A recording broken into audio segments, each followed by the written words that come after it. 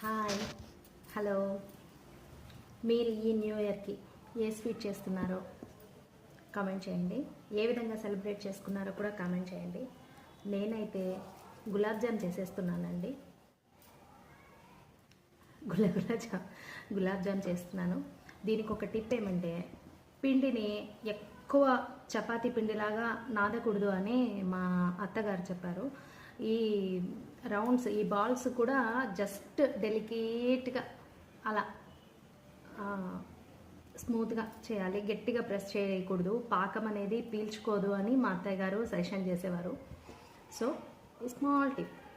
మీరందరూ ఏ విధంగా సెలబ్రేట్ చేసుకున్నారు అనేది కామెంట్ చేయండి. Happy new year to all my subscribers and to all. అందరూ హ్యాపీగా చిరునవ్వులు చిందిస్తూ సంతోషంగా జీవనాన్ని గడపాలని